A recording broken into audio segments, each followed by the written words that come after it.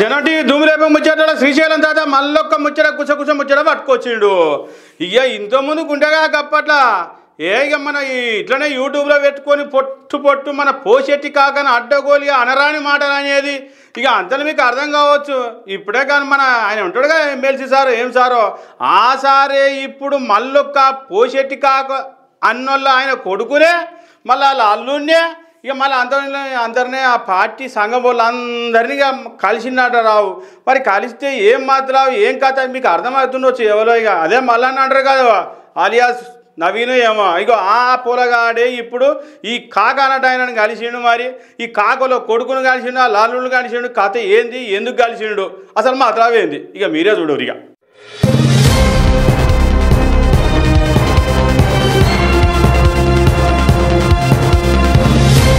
Right, మీరు చూస్తున్నది నిజమేనలో ఆగో ఆ తీన్మార్ మల్లన్న ఆలియా చింతపండు నవీను ఎమ్మెల్సీ ఆగో కేసీఆర్ కాకను అనరాని మాటలు అన్నప్పుడు ఆయన కొడుకును కేటీఆర్ను కూడా మళ్ళీ ఇలా కలిసిండు.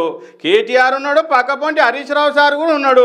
అవి ఏం మాత్రం ఏం కథ. ఇదివరకేమో అనరాని మాటలని అడ్డగోలి అన్నాడు. కాంగ్రెస్ పార్టీ ఉన్నప్పుడు మొత్తం దుమ్మెత్తి పోసినానుకో రాదు. మరి ఇప్పుడు గీలతోడు కలిసిండు ఎందుకని అందరు గుసగుస పెట్టుకుంటారు. ఇంతకు మాత్రం ఏందనుకుంటురా ఇవాళ అసెంబ్లీలో మన బీసీ బిల్లు ప్రవేశపెట్టారు కదా దాని గురించి కానీ ముచ్చట పెడుతుండా మరి లేకపోతే ఇప్పుడు ఇంట్లో వీళ్ళు ఎల్లగొట్టినందుకే పోయి అందులో పార్టీలో కలుస్తున్నందుకు ముచ్చట పెడుతుండా అని గుసగుస పెట్టుకుంటున్నారు. మరి ఇక కథ మరి ముందు ఎట్లా పోతుందో ఏం కథనో గారిగా మీరే చూడాలి. మరి ఇక ముచ్చట ఇక మనకేదైనా బాధ వస్తే మనం ఏడిపోతాం వల్ల ఆయనతో అధికారుల చుట్టూ పోతుంటాం.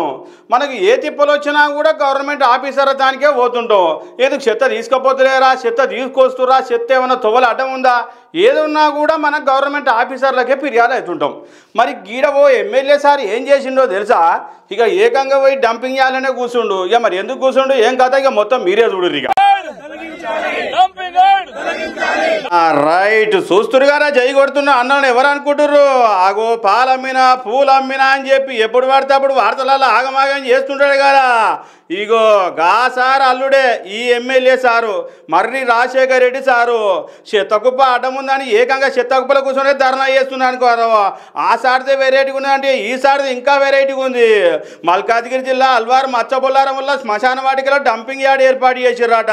ఇది మొత్తం స్థానికుల వ్యతిరేకత వచ్చిందని చెప్పి ఇది ఇమ్మీడియట్లీ ఎక్కడ ఈ చెత్తకుప్ప ఉండొద్దు అని చెప్పి చెత్తకుప్పలో కూర్చొని ధర్నా చేసిండు. సార్ది మరి ఎట్లుందో ఏం కథనో పరిశాన్ గారి మరి ఇంతకీ సార్ బాధ అర్థం చేసుకోరు. సారు స్థానికులకు కూడా జర ఇబ్బంది అవుతుందట. డంపింగ్ యార్డ్ తీస్తలేరని చెత్తకుప్పలనే ఉన్నారు. సార్ మొత్తం తీయకుంటే మరి ఆన్యం ఉండేవి. సారు రాత్రి ఆయనతో దోమలు కలిసి మళ్ళీ ఆగమాగం అవుతావు. ఆయనతో శాసన మండలి నడుస్తుంది కదా, అసెంబ్లీ నడుస్తుంది. శాసన మండలిలో ఇగో ఒక డౌట్ అయితే వచ్చింది కవితక్కకు.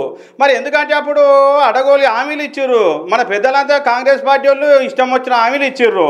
ఆయనతో మహిళలకు 2500 ఇస్తా అన్నారు, ఒక స్కూటీ ఇస్తా అన్నారు, మళ్ళీ అదేంది తులం బంగారం ఇస్తా అన్నారు. ఇవన్నీ ఇస్తా అన్నారు కానీ ఇప్పుడు ఇస్తారా ఇయ్యరా ఎప్పుడు ఇస్తారో అని మన కవితక్క అడుక్కొచ్చింది. అంతే ఇక సార్ ఏం చెప్పిండు ఇక మీరే చూడురు. ఇక ఇప్పుడు ఎన్నికల సందర్భంలో ఇప్పుడున్నటువంటి ప్రభుత్వ పెద్దలందరూ కూడా కలిసి ₹1,00,000 సరిపోదు, దాంతోపాటు ఒక తులం బంగారం కూడా కలిపి మీకు ఇస్తాం కళ్యాణ లక్ష్మి పథకం కింద అని చెప్పారు అధ్యక్ష. సభ్యురాలు అడిగినటువంటి ప్రశ్నకు ఏ లేదండి, బి ఆ ప్రశ్న ఉత్పన్నం కాదు, సి ఆ ప్రశ్న ఉత్పన్నం కాదండి. అదే అన్నట్టు సార్ చెప్పింది. ఇంతకు ఏం అడిగింది మీరు ఏం చెప్తారు సారు, చెప్తే అడిగితే చక్కగా సూటిగా చెప్పారా సారు. వాళ్ళు అడిగినంత తప్పు ఏం లేదు కదా. ఆయన మహిళకు కూడా 2500 ఇస్తున్నారు, ఆయన తులం బంగారం కూడా ఇస్తున్నారు. మరి గాయంత దానికి అది క్వశ్చనే కాదు, అది ప్రశ్నేగా అన్నట్టు చెప్తామేం సారు. అరే జనాలు ఏమనుకుంటారు ఏం కదా, 6 గ్యారెంటీలలో ఇది కూడా ఒక గ్యారంటీ కదా సారు. మర్చిపోయారు అయ్యింది మరి గిట్లా మర్చిపోతే ఎట్లా సారు అని అందరు కూర్చోబెట్టుకోవాటి ముచ్చట పట్టుకొచ్చిండు. నిన్న రేవంత్ రెడ్డి సార్ మీటింగ్ పెట్టిండు కదా, ఏం తక్కువ చేశాను కనుపూరానికి ఒక్కదానికి 800 కోట్లు పెట్టి ఇక్కడ డెవలప్మెంట్ చేసినామని చెప్పి మీటింగ్ పెట్టిండు. గట్ల మరి 119 నియోజకవర్గాలలో పెట్టాలి కదా, మరి గీడు ఒక్కతానే ఎందుకు పెట్టిండు. అగో గాడ పెద్ద మతలాబే ఉందుల్లో. ఆ మతలాబు ఏంది ఏం కథ అని చూడురు మీరు, మీకే అర్థమవుతుంది సూస్తిగా.